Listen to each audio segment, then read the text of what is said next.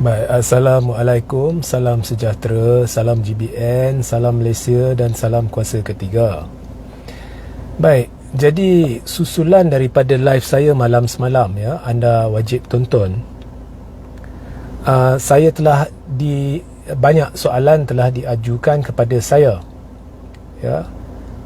Soalan berkenaan dengan benarkah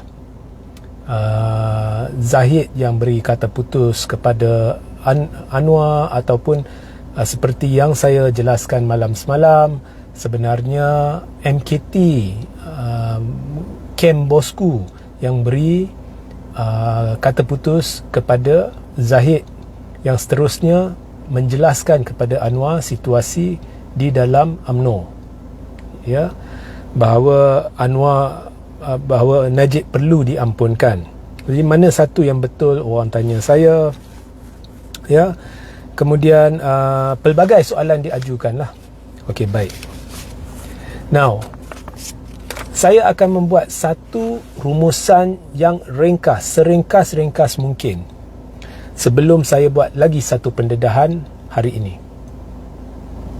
Jadi anda wajib tonton sehingga akhir siaran ini. Jadi saya akan rumuskan 3-4 live yang saya buat kebelakangan ini, semuanya berkisar di sekitar pengampunan, isu pengampunan Najib. Saya tak boleh masuk mendalam sebab kalau saya berbuat demikian, live ini akan jadi terlalu panjang. Ya. So saya akan buat rumusan memang cukup ringkas, 3-4 live yang terdahulu.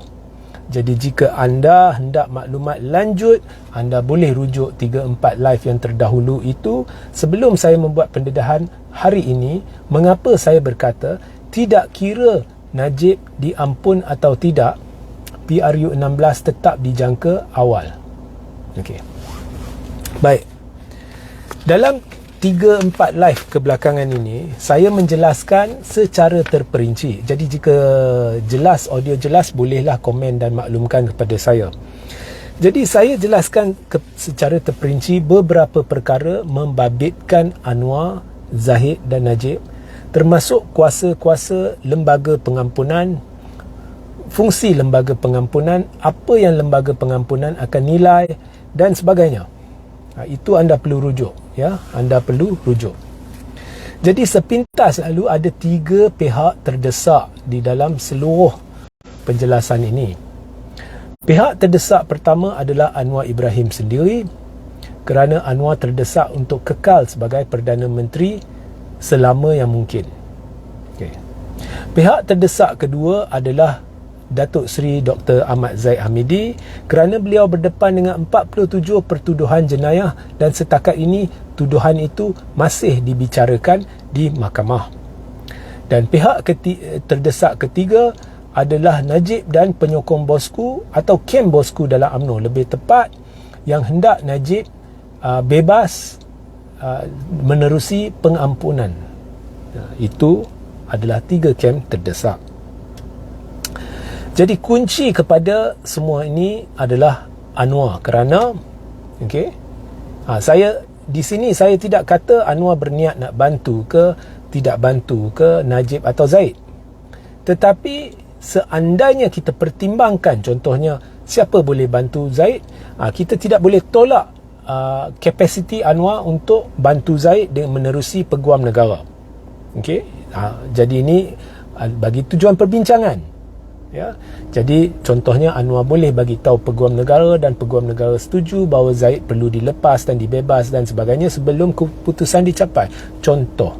Ini bukan saya kata benda ni akan berlaku, sedang dirancang, tidak. Tetapi ini satu kemungkinan.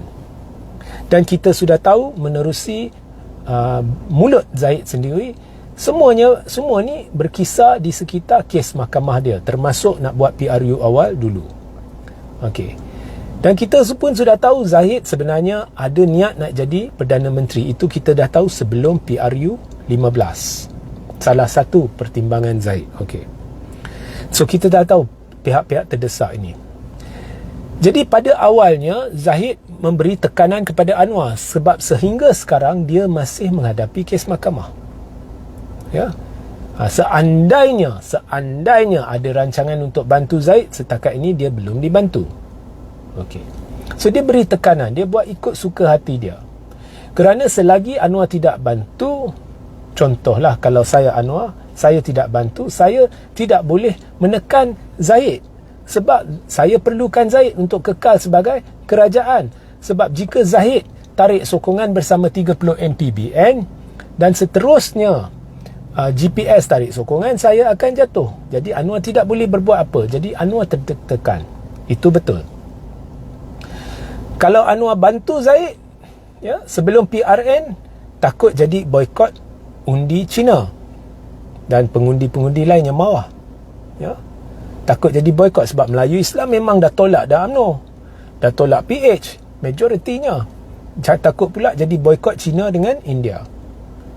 Tambah pula kalau bantu Zaid sudah tak jadi kluster mahkamah, mana tahu Zaid pergi berunding dengan Muhyiddin. Saya tak kata berunding tu Muhyiddin ada niat nak kerjasama dengan Zaid ke tidak, itu tolak tepi. Tapi kalau saya Anwar, saya akan fikirkan kemungkinan-kemungkinan. Okey, jadi bantu pun kena, tak bantu pun kena. Ya. Malah kalau tak bantu pun tak menghalang Zaid daripada kerjasama dengan Muhyiddin. Andai katalah dua-dua terdesak, Muhyiddin mereka hendak membantu, jadi mereka kerjasama, takkan halang. Jadi lebih baik tunggu selepas PRN. Okey. Jadi memang Zahid menekan Anwar. Dan yang kedua, Zahid memang tiba-tiba memulakan desakan agar bosku diampun. Pada awalnya Zahid fikir dia menguasai MKT, dia menguasai UMNO. Jadi desakan ini sebenarnya bukannya jujur. Ini bacaan saya. Sebabnya Zahid, kalau saya Zahid, saya tak mau Najib keluar. Sebab saya dah kawal UMNO, saya dah kawal Anwar. Tetapi saya tahu ada gelombang penolakan Melayu Islam terhadap UMNO dan PH. Dan ini akan menjurus kepada tsunami Melayu Islam yang akan menghanyutkan PH dan BN pada PRN. Dan jika BN kena belasah teruk pada PRN dan BN tak boleh bawa undi Melayu bagi calon-calon PH di kerusi-kerusi yang ditandingi calon-calon PH, hubungan PH dengan BN akan retak teruk. Dan ini akan menjurus kepada kejatuhan kerajaan. Dan saya belum dibantu lagi. Jadi semestinya lah dia tidak ingin untuk hilang penyokong bosku. Jadi oleh kerana penyokong bosku sudah mula marah dengan Zaid kerana tidak memperjuangkan bosku, selepas semakan semula Najib ditolak oleh Mahkamah Persekutuan, maka tiba-tiba diwujudkan perjuangan untuk mengampunkan Najib. Zahid tahu seperti yang saya dah jelaskan, UMNO tidak boleh merayu buat bagi pengampunan Najib. Sebab lembaga pengampunan hanya dengan petition pengampunan yang hanya boleh difailkan oleh sama ada peguam Najib, ahli keluarga Najib ataupun jabatan penjara. Dan berdasarkan petition itu sahaja pertimbangan dibuat sebelum nasihat diberi kepada Agong. Dan Agong hanya bersandar kepada nasihat lembaga pengampunan dan kemudian membuat keputusan peribadi. Keputusan peribadi Agong tidak semestinya ikut lembaga penasihat. Jadi Zaid tahu semua ni. Ya. Jadi benda kerja ni sia-sia. Kononnya hakim tak adil lah, UMNO kata ini tak adil, itu semua sebenarnya tak relevan sebab lembaga pengampunan dan yang di-Pertuan Agong tidak ada kuasa untuk menilai semula hal-hal berkaitan dengan penghakiman. Hanya Agong dan lembaga pengampunan akan mempertimbangkan belas kasihan terhadap hukuman Anwar terhadap Najib. So maknanya perjuangan untuk membebaskan bosku ni atau mengampunkan bosku ni hanya untuk memastikan penyokong bosku, saki baki penyokong yang ada lah, tidak akan pinggirkan UMNO sebab Zahid dah tahu UMNO teruk dah ketandusan penyokong. Okey. Tetapi Zahid tidak menjangka bahawa sebenarnya bosku dah tanam orang-orang dia di seluruh UMNO. Pada pemilihan UMNO, dah lama watak-watak tertentu berpura-pura seperti very very pro Zahid. Tapi tiba-tiba Zahid sedar bahawa ramai orang bosku dalam MKT khususnya, mereka ni sebenarnya tiba-tiba sekarang dah tunjuk bahawa mereka walaupun sokong Zahid tetapi mereka tetap orang bosku. Maknanya banyak bahagian dalam pemilihan yang lepas, Zahid ingat orang-orang dia menang. Memanglah orang-orang dia menang, orang-orang yang dia sokong menang. Sebab ramai delegasi dah meluat, jadi ramai tak undi. Yang undi hanya orang yang sokong bos Zahid. Itu pun minoriti dalam UMNO. Tapi oleh kerana ramai dah meluat, jadi Zahid dapatlah letak orang-orang dia di sebagai ketua bahagian dan dalam MKT. Tapi rupa-rupanya orang-orang dia tu ramai juga orang bosku. Dan akhirnya mereka dah tunjuk belang bahawa mereka orang bosku dulu, orang Zahid kemudian. Jadi orang bosku dalam MKT khususnya sudah tekan Zahid bahawa bosku harus diampunkan. Kalau tidak diampunkan, maka UMNO perlu tarik sokongan. 30 MP perlu tarik sokongan. Ya. Dan kalau kita tahulah, kalau BN tarik sokongan, GPS akan tarik sokongan. Kalau mereka lihat heavyweight ni semua tarik sokongan. Jadi Anwar akan tumbang. Tapi Anwar semestinya kalau dia dah tahu dia takkan jadi Perdana Menteri, takkan dia nak lepas kat orang lain. Jadi menurut perlembagaan, jika Anwar terbukti tidak ada majoriti, dia sama ada perlu letak jawatan atau dia boleh mengusul kepada Agong untuk bubar parlimen. Dan jika parlimen Agong setuju bubar parlimen, maka Agong akan bubar parlimen berkemungkinan tinggi sejajar dengan pembubaran Dewan Undangan Negeri atau sebelumnya, iaitu Jun atau sebelum Jun. Maka kita akan masuk PRU 16. So Zahid tidak menjangka. Pada awalnya perjuangan bosku ni semua untuk memastikan saki-baki penyokong bosku ni tidak akan pinggirkan UMNO. Sekarang tiba-tiba benda dah tukar jadi lain. Benda dah tukar jadi Zahid tak ada pilihan. Zahid kalau sekarang dia terpaksa terima kemungkinan bosku keluar. Okey. Baik. Sekarang apa kata jika bosku diampunkan? Okey, ini untuk tujuan perbincangan sebab saya tidak fikir bosku akan diampunkan sebab tak sampai setahun pun dia masuk penjara. Okey. So sebab-sebab terperinci semua anda perlu rujuk live saya semalam. Apa kata jika bosku diampunkan? Jika bosku diampunkan bagi tujuan perbincangan, okay, Zahid tidak akan mampu menandingi bosku. Akan mula satu gelombang bosku, tapi bukan di seluruh negara. Di seluruh negara, gelombang yang ada ialah gelombang penolakan Melayu Islam terhadap BN dan PH. Itu terlalu besar. Dan ini akan menjurus kepada tsunami yang akan memukul BN dengan PH. Itu tak akan ubah. Ada ura-ura kononnya akan ada gelombang bosku yang akan membantu UMNO. Kalau setakat bantu 2-3 kerusi tu saya boleh percayalah. Tapi tak boleh nak atasi gelombang yang ada lah ni. The Malays have made up their mind. Okay. Tetapi di dalam UMNO akan mula satu gelombang bosku. Bukan sebab mereka percaya bosku ni, tiba-tiba mereka percaya bosku tidak bersalah atau mereka gembira bosku dilepaskan, tetapi kerana bosku akan memberi harapan untuk menjinakkan Zahid dan lambat laun menyingkirkan Zahid. Sebab sekarang camp bosku sudah menakluki MKT dan banyak bahagian dalam UMNO. Zahid baru sedar. So sebab itu akan berlaku gelombang bosku dalam UMNO. Jadi Zahid bodohlah kalau lawan bosku. Jadi Zahid akan kerjasama dengan bosku. Bila Zahid kerjasama dengan bosku, dan kedua-duanya tahulah, Najib pun tahu, Zahid pun tahu, bagi kes-kes yang selanjutnya, Najib ada satu kes 1MDB yang belum diputuskan di peringkat Mahkamah Tinggi. Zahid ada kes yang belum diputuskan di peringkat Mahkamah Tinggi.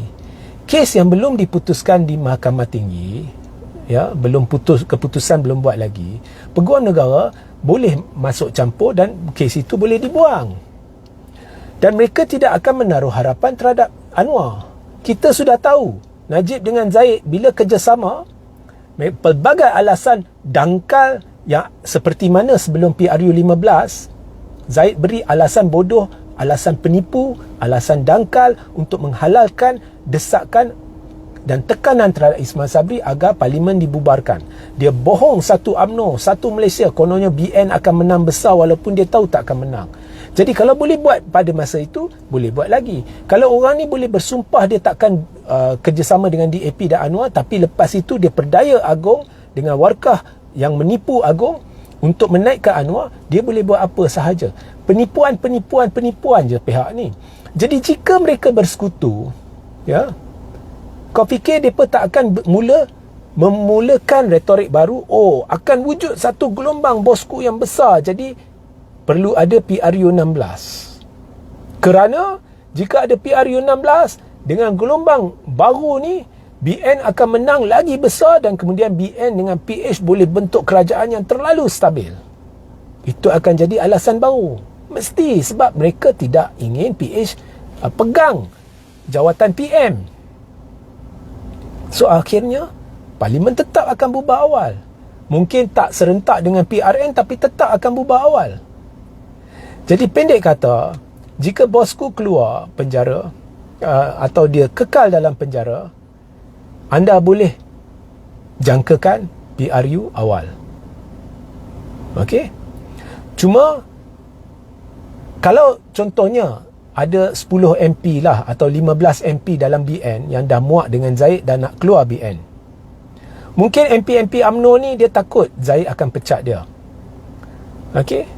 So kalau mereka dah tahu mereka dah muak, mereka nak keluar BN, dan mereka dah tahu mungkin Zahid akan pecat, maka lebih baik juga bagi MP-MP ni keluar selepas Parlimen bubar. Ya. Jadi logiknya, kalau memang dah nak keluar dan dah nak terpaksa buat pilihan raya kecil, andai kata Zahid pecat MP-MP ni, lebih baik daripada buat pilihan raya kecil, mereka memang tetap perlu bertanding semula, mungkin bawah tiket Perikatan Nasional ke, bawah tiket GTA ke. Jadi lebih baik serentak tu buat PRU. Sebab dah nak PRN, kemudian nak buat 10 hingga 15 PRK, lebih baik buat PRU. Sebab ada gelombang Melayu Islam yang boleh dimanfaatkan. So sebab itu, lama dulu saya dah beritahu, saya jangka tak sampai 2 tahun akan ada PRU. Cuma saya tak terkejut lah kalau berlaku tahun ni. Tapi saya tak kata berlaku tahun ni. Tapi saya tak terkejut kalau berlaku tahun ni. Baik. Ada satu sebelum saya lupa. Ada orang kata Anwar akan bantu Najib. Okey, pertama, Anwar tidak ada kuasa nak bantu Najib. Dia duduk dalam lembaga pengampunan bagi mewakili portfolio Kementerian Wilayah Persekutuan. Okey. Anda boleh rujuk live sebelum ni yang saya dah jelaskan mengapa. Tapi dia seorang. Yang lebih penting dari Anwar adalah Peguam Negara. Peguam Negara akan beri pendapat bertulis yang perlu dipertimbangkan oleh lembaga pengampunan. Seterusnya ada 3 lantikan lagi oleh Yang di-Pertuan Agong. Dan keputusan yang dicapai tidak semestinya dituruti oleh Yang di-Pertuan Agong, sebab Yang di-Pertuan Agong ada kuasa budi bicara mutlak. Dan perkara ini sudah disahkan juga oleh Wan Junaidi. Ya, saya pun dah tanya peguam-peguam. Ya. Okey. So, there is no such thing Anwar boleh bebaskan Najib. Orang rujuk dulu Tun berjaya pengaruhi Agong untuk bebaskan Anwar. Pertama sekali, kes Anwar berbeza dengan kes Najib. Anwar masa dia dalam penjara, dia dah dalam penjara beberapa tahun. Najib baru 8 bulan. Kedua, Anwar pada masa itu tidak berdepan dengan kes-kes mahkamah lain. Najib ni dia berdepan dengan banyak kes mahkamah. Ya. Ketiga, itu Agong masa tu Sultan Kelantan, ini adalah Sultan Pahang. Ya. Ini semua teori konspirasi yang direka. Mahathir ni, sebenarnya Agong ada kuasa budi bicara mutlak. Habis cerita. Okey. Baik. Kemudian ada orang tanya saya, versi mana yang betul? Adakah Zahid beri kata putus kepada Anwar, atau MKT seperti yang saya kata beri kata putus kepada Zahid? Okey. Anwar ni, kalau saya Anwar, saya pun tak nak Najib keluar. Sebab saya tahu Najib dengan Zahid kemudian akan kerjasama. Mereka akan jadi kuat. Saya makin tertekan. Silap-silap mereka nak PRU awal. Jadi saya pun tak nak Najib keluar, kalau saya Anwar lah. Dan Zahid sedang mengalami tekanan dari DAP. Sekiranya Najib keluar, bukannya ada gelombang Melayu Islam menentang BN dengan PH ni dapat diubah, dapat dijinakkan. Tetapi sebaliknya, pengundi China dan India ramai akan marah dengan PH, dengan Anwar. Akan berlaku boikot besar-besaran buat pertama kali dalam 2 dekad, dalam sedekad lebih ni, pengundi India dan China. Kerana selama ni mereka berjuang dengan PH untuk menentang UMNO, kleptokrat. Lah ni pun mereka dah marah sebab UMNO kerjasama dengan kleptokrat. Kemudian mereka lagi marah bila Zahid peluk dengan Anwar. Tetapi kalau Najib bebas, memang akan berlaku boikot. Dan Pulau Pinang dengan mudah akan tercicir dari PH. Jadi kalau saya Anwar, saya takkan nak Najib bebas. Ya. Dan saya tahu kalau Najib bebas pun, tak bebas pun, kerajaan saya tak selamat. Jadi ada orang tanya saya, benar ke versi mana yang betul? Adakah Zahid yang beri kata putus kepada Anwar, atau MKT beri kata putus kepada Zahid? Okey, babak ni sebenarnya memang ada 2 versi. Cuma saya percaya dengan sumber-sumber saya. Ya. Kadang-kadang orang tengah ni dia tokok tambah. Orang tengah ni kadang-kadang dia sumber yang membawa berita. Contohnya saya beri satu contoh. Dulu ada satu orang tu, dia kata dia ni orang kuat, Tun. Dia banyak beri maklumat. Masa tu saya 2018 saya anti Tun. Dia banyak beri maklumat. Oh, Tun ni rapat dengan saya. Tun ni, saya pergi jumpa Tun suruh saya masuk bersatu lah, duduk bersama dia lah. Akhirnya saya tahu semua ni kelentong. Dia tak kenal pun Tun. Cuma dia ada maklumat, tapi dia jaja ikut acuan dia sendiri. Dia tokok tambah. So kadang-kadang, contohnya MKT yang beri tekanan kepada Zahid, orang-orang bosku. Tetapi mungkin mereka tidak ingin tunjukkan, pemberi maklumat ni tidak ingin tunjukkan bahawa Zahid ni lemah. Jadi mereka tokok tambah. Dia berkata Zahid yang tekan Anwar. Kemudian maklumat ni disampaikan kepada blogger-blogger, aktivis-aktivis, dan seterusnya dipancarkan kepada orang ramai. Jadi orang ramai diberitahu Zahid tekan Anwar. So memang ada banyak versi. So yang saya tahu sekarang ni, bosku ada kawalan tertentu terhadap UMNO. So itu pencerahan saya. Ya. Okey. Sehingga kita berjumpa di lain masa. Assalamualaikum, salam sejahtera, salam GBN, salam Malaysia dan salam kuasa ketiga.